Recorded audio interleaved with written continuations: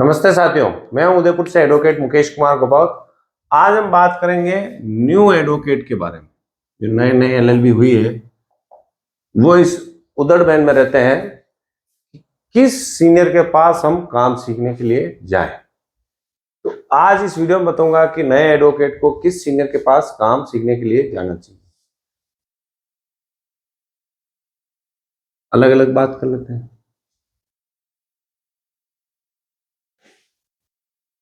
एक तो जो वो सीनियर है जो आपके क्षेत्र का फेमस है, उसके पास काम सीखने जाना चाहिए या नहीं जाना चाहिए। तो फेमस कोई भी व्यक्ति होता है, कोर्ट में या तो वो सिविल मुकदमे में होगा या वो रेवेन्यू मुकदमे में होगा या वो फौजदारी मुकदमे में होगा, या आजकल कुछ स्पेशलिस्ट भी होते हैं जैसे एनआई एक्ट का हो गया है, या जैसे पोस्को एक्ट का हो गया है, या जैसे एनडीपीएस एक्ट के हो गए हैं, यानी कि स्पेशल स्पेशल एक्ट में फेमस है। तो क्या उनके पास काम सीखने के लिए जाना चाहिए? फेमस एडवोकेट के पास जाओगे तो फेमस तो किसी न किसी एक में होगा, ऐसा नहीं कि सब में फेमस होगा। ऐसा संभव प्रैक्टिकली बहुत कम है या नहीं के बराबर।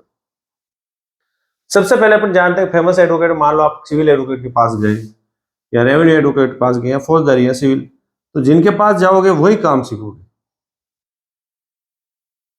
जैसे आपने स्पेशल में सीखे एनडीपीएस का, एनडीपीएस वाला काम जब तक नहीं आएगा तब तक आप बैठे रहोगे। दूसरा काम आ गया फौजदारी रेवेन्यू सिविल, आपको काम नहीं आएगा। या सिविल में चले गए तो फौजदारी वाला काम आपको नहीं आएगा, और फौजदारी में चले गए तो रेवेन्यू वाला काम नहीं आएगा।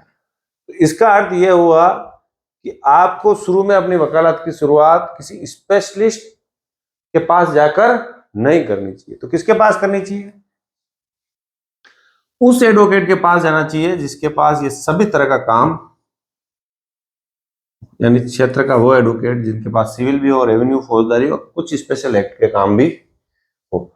उनके पास काम सीखने से क्या होगा कि आपको सारे एक बार नॉलेज हो जाएगा कि जैसे सिविल मुकदमे में स्टे किस प्रकार से लेना है, पैसे की वसूली किस प्रकार से करानी है, रेवेन्यू में जैसे स्टे किस प्रकार लेना है, जमीन का बंटवारा किस प्रकार से कराना है, बहनों का हिस्सा किस प्रकार से बनेगा। फौजदारी में कोई 323, 341 छोटे मोटे झगड़े आ गए, जमानत आ गए, गाड़ी छोड़ाना आ गया तो वो किस प्रकार हो गए। इसमें स्पेशल में ST/SC एक्ट हो गए, एनडीपीएस वाले हो गए या पोस्को एक्ट हो गए, तो उसमें एप्लीकेशन किस प्रकार लिखनी है, यानी आपको मोटा मोटा ज्ञान या 130 एरिया सारा हो जाएगा। उससे क्या होगा कि आपकी जब नए नए वकालत शुरू करोगे ना, आपके पास सभी प्रकार का काम आएगा।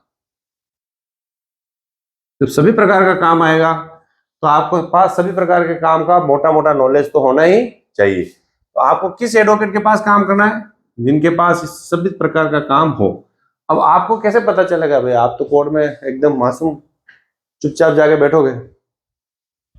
आजकल कोर्ट की लिस्टें ऑनलाइन होती है जिसमें फौजदारी और सिविल दोनों बताती है, कॉज लिस्ट। ठीक है, ई कोर्ट सर्विस आप अपने मोबाइल पे अपलोड कर लीजिए, उसमें हर एडवोकेट के आगे वाला काम और नाम आएगा। देख लीजिए सिविल और रेवेन्यू में किसका नाम चल रहा है, या किनके पास सिविल रेवेन्यू दोनों प्रकार का काम है, या आपके कोई मिलने वाले हो, स्थानीय एडवोकेट हो, तो उनसे पूछकर आप उस व्यक्ति के पास काम करें जिनके पास रेवेन्यू, फौजदारी, सिविल और स्पेशल सारे काम हो।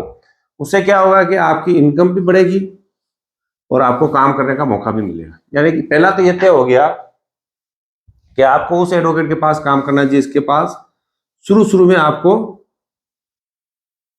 सभी प्रकार का काम सीखना है। ठीक है, दूसरी ये बात आती है कि शुरू में आपके सभी प्रकार काम आ गए, फिर आप एडवोकेट का चयन कैसे करें?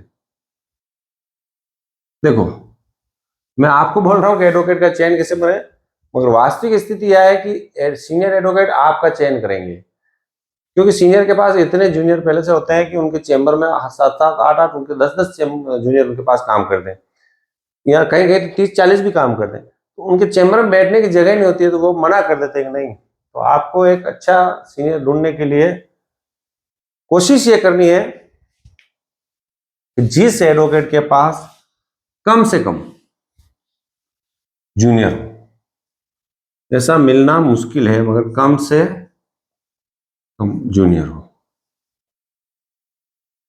ठीक है, कम से कम जूनियर का मतलब क्या हो, जिसके पास 2 या 3 जूनियर ही हो, 4, जब मुश्किल से 3 हो, बस 2 या 3, 4 होते ही मामला गड़बड़ है, ठीक है, उसके पास ही जाना चाहिए।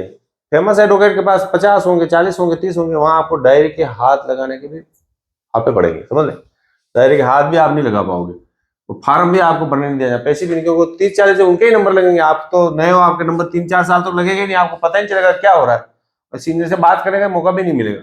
तो 3 या 2 या 3 तक हो, उस एडवोकेट के पास ही काम करना चाहिए। यानी तो पहला पॉइंट आपने क्या देखा कि सभी प्रकार का काम, दूसरा पॉइंट आपने देखा कि कम जूनियर हो, ठीक है, फिर उसमें फिर आपको देखना है कि जिस सीनियर के पास आप काम करने जा रहे हो उनका अलग से ऑफिस हो। कई एडवोकेट ऑफिस रखते ही नहीं है, ऑफिस में बैठने की जगह नहीं है, कोर्ट में बस एक टेबल पे बैठते हैं, और गांव घर में भी उनका ऑफिस नहीं है, तो वहां ऑफिस नहीं होगा तो आप व्यवस्थित नहीं रह पाओगे, फाइलें नहीं पढ़ पाओगे, ना आपको समय मिलेगा। तो आपको कम से कम एक ऐसे एडवोकेट के पास काम करना चाहिए जिसके पास अपना एक ऑफिस हो, क्योंकि बड़ी सिटी में ऑफिस मिलते ही नहीं है, महंगे मिलते हैं, और कोर्ट में सबको ऑफिस अलॉटमेंट नहीं होते। जिनके पास ऑफिस अलॉटमेंट नहीं है तो फिर आपको क्या है, टेबल पे रास्ते पे बैठना पड़ेगा, जो अच्छा भी नहीं लगेगा। तो ऑफिस भी उनके पास कम से कम होना चाहिए। इस प्रकार इस वीडियो में मैंने सिर्फ आपको ये बताया कि आपको किस सीनियर को ज्वाइन करना है, ठीक है।